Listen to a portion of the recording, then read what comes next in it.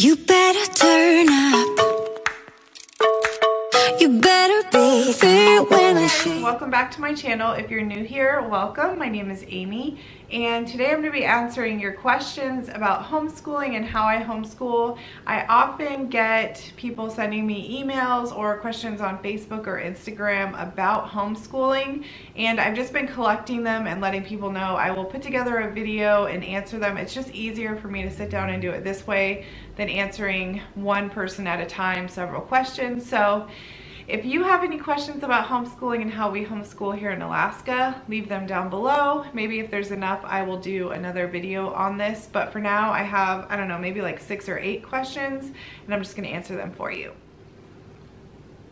What are your keys to making homeschooling successful? How do you minimize, deal with distractions, especially with toddlers and babies? So first off, I'll say not all days are successful homeschooling days. But that's okay. That is the beauty of homeschooling. If something doesn't work out one day, it's not the end of the world, and there's always another day. There's always tomorrow. So distractions and minimizing distractions with babies and toddlers. Obviously, I have 5 kids. My 2 oldest ones are in public school during the day. But for the 2 younger babies, we try and do things when they're in their happy time of playing during the day, or when they're at mealtime, or my husband also works from home, so we kind of go on and off between who's watching the babies and who's helping homeschool. If it's math, especially math, he's homeschooling and I'm with the babies. If it's like English or spelling or arts and crafts or geography or science and things like that, it's usually me and he'll watch the babies. But there are some days where it's just one of us, and then we have to homeschool either in the evening when the older kids can help with the babies or during their nap times. You just have to get creative.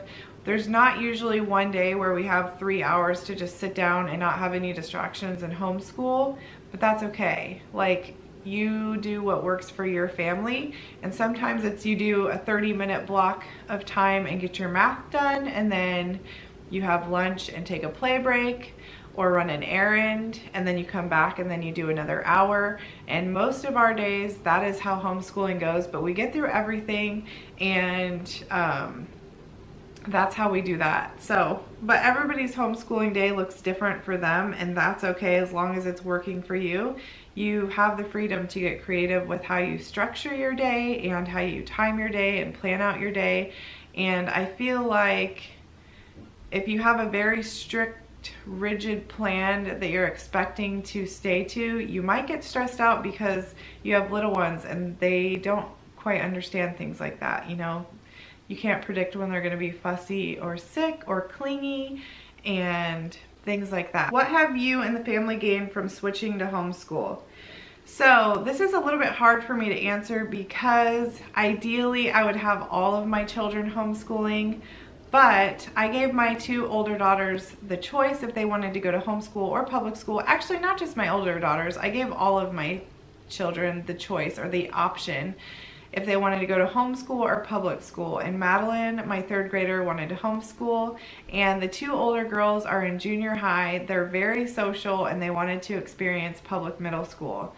So my answer is kind of hard because if I was selfish in saying we're just going to homeschool, then I would have a certain answer.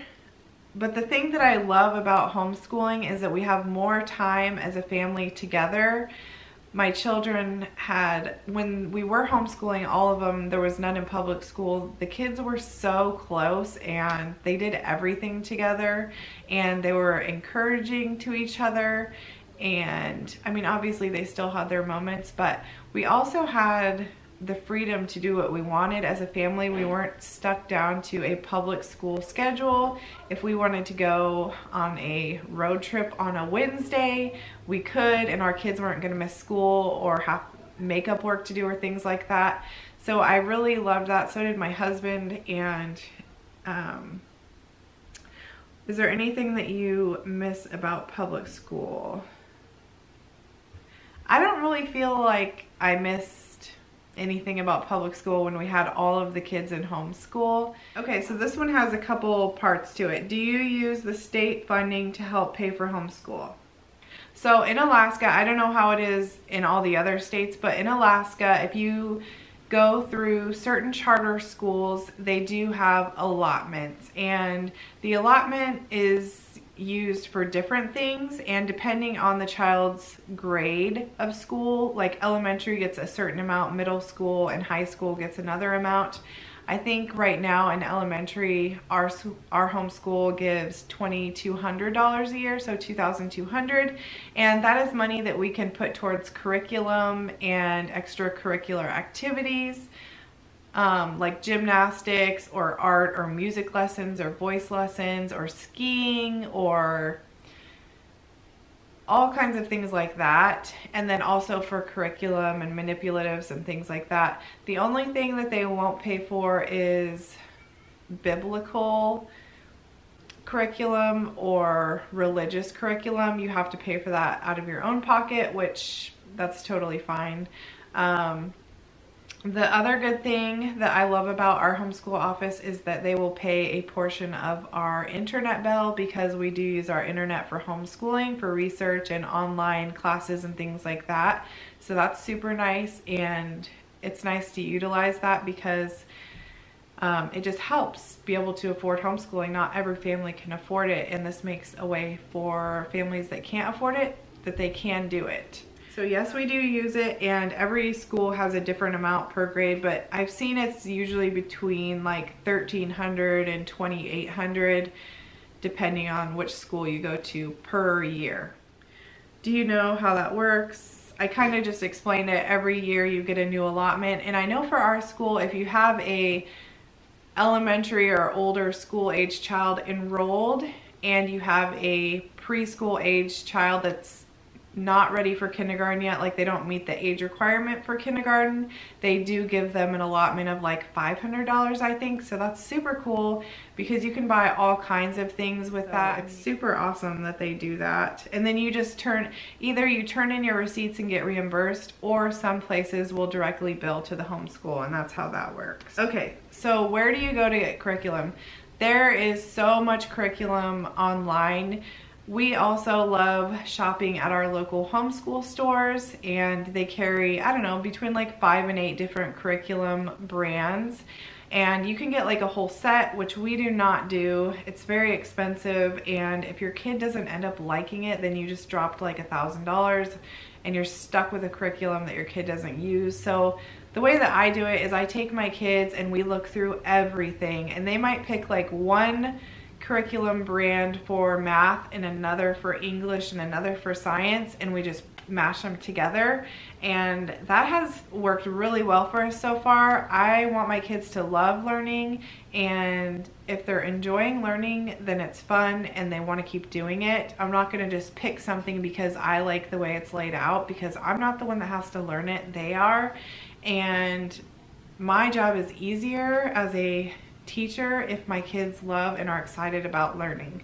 So I let them be a big part of the curriculum that we're going to choose. And here in Alaska, the store that I'm talking about that we go to, it's called Learning Essentials. It's in Wasilla, Alaska. I've mentioned them in a lot of homeschooling videos, but if you just go online and look up homeschooling resources or homeschooling curriculum, lots of companies will send you samples so that you can look at them before you buy them and things like that. So there's lots of options. And we also use a website called Time for Learning, and some days Madeline will just get all of her schoolwork done there. It will email me with her test scores and grades and tell me how much minutes she spent in each subject, and I really like that. And some parents, that's all they use, and that's okay. Do you teach a second language? We do not teach a second language. I think that that is a great idea though. That's something, if Madeline is interested in, I would definitely look into. And there are lots of resources for teaching a second language. I think it would be super fun to do along with your child too. So no, we do not, but I do love the idea of that. Does your husband play a role in homeschooling? Yes, he does. He very much does. He even plays a role in like homework for the older two girls that are in public school. Like I said, I am not good at math at all, but he's really good at math. So together we can make that work, and he definitely helps with homeschooling and regular homework for the other girls. How do you manage so many age groups while homeschooling? So right now, like, I'm only homeschooling Madeline and Riker a little bit, very relaxed with Riker because he just turned 3.